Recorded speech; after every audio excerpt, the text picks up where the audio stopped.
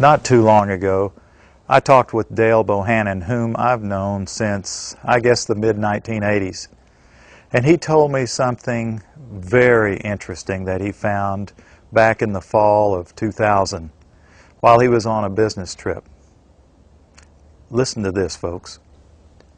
I was pulled to the side road, which was a new cut gravel dirt road in front of a business, a builder supply business, actually top-notch builder supply in Madison, Georgia.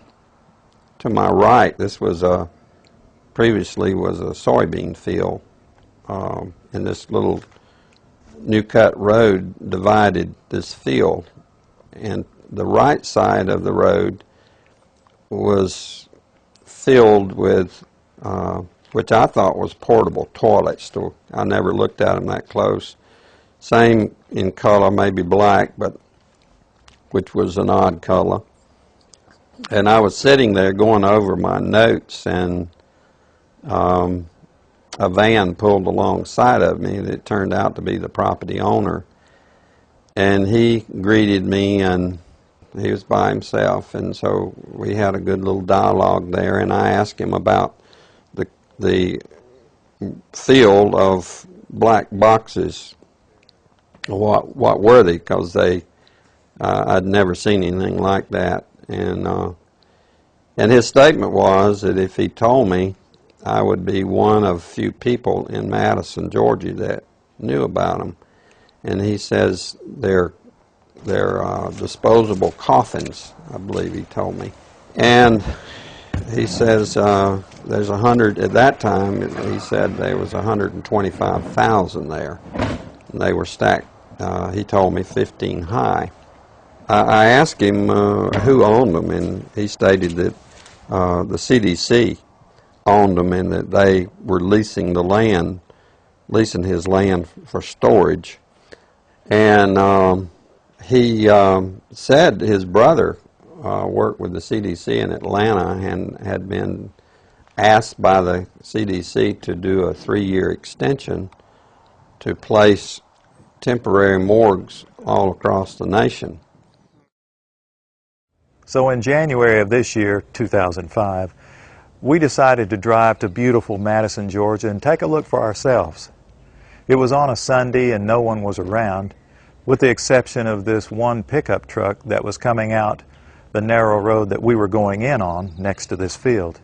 We flagged down the pickup truck, and it was providential that the driver of this pickup truck turned out to be the son of the man that owned this field. So naturally we started asking him questions.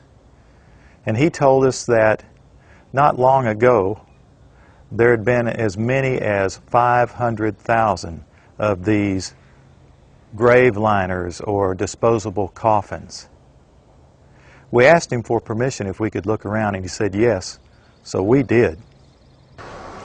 We're just getting an idea for the size of these boxes. What could these boxes be used for? Well, they're called casket liners. And that's an interesting term, isn't it? It's a casket liner. When I first heard the term casket liner, I thought perhaps a lining for a casket.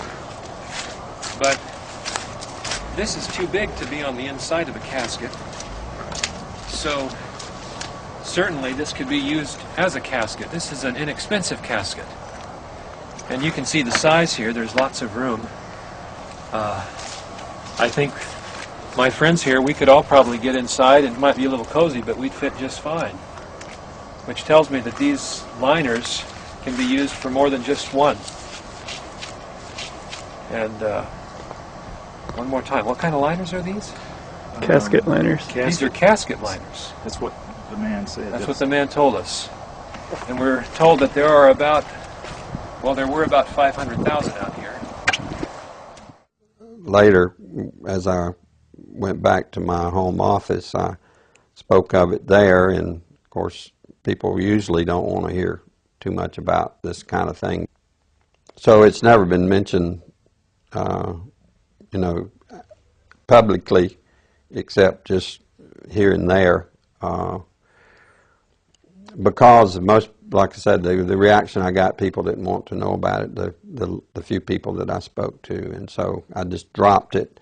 And till I went to a luncheon, a fundraiser for Representative Saxby Chambliss. He was running for his second term for the U.S. House of Representatives. And it was a crowd, probably 100, maybe 150. It was congressmen, senators, state senators, and mayors.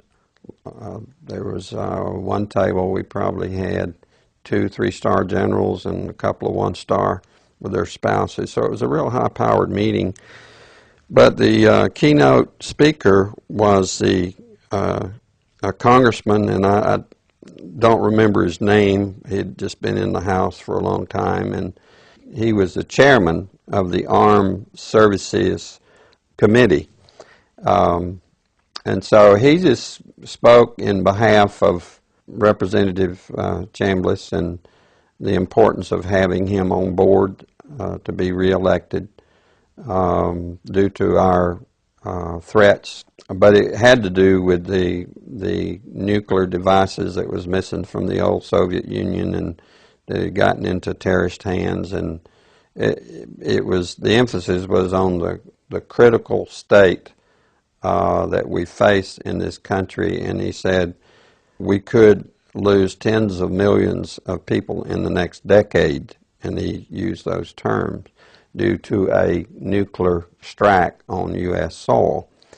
And I was sitting there, and it became very clear to me that that could very well explain why just weeks, I mean, could be 2 to 3 weeks prior to that meeting, that I had stumbled upon these, at that time, 125,000 disposable liners or caskets or coffins or whatever they could be termed as in that soybean field in Madison, Georgia. Did you catch what he said, friends? At this high-powered meeting, it was in Perry, Georgia, near Robins Air Force Base, the largest employer in the state of Georgia, Robins Air Force Base. The chairman of the Armed Services Committee was the keynote speaker. The chairman of the Armed Services Committee, whoever that may be, used to be Sam Nunn of Georgia, from the district I was born and raised in. Whoever that chairman is generally one of the most powerful men in Washington. And I can't remember the chairman's name at that time myself, but he said, this was in the year 2000, I believe, that in the next 10 years, possibly due to nuclear strikes, tens of millions of people could lose their lives. And we've just read what our prophet said. Now, what we've just seen is one United States city outside, this is Atlanta. It has a metropolitan population area of roughly 4 million people. So this is one field outside of one U.S. city, and the brother of the man that owns this field, that the government is leasing this field from to store these disposable coffins. This brother was given 3 years to set up temporary morgues around the country. Now, we found the website that we think these disposable coffins were made at, and we noticed that the lids that they're advertising on the website were rounded.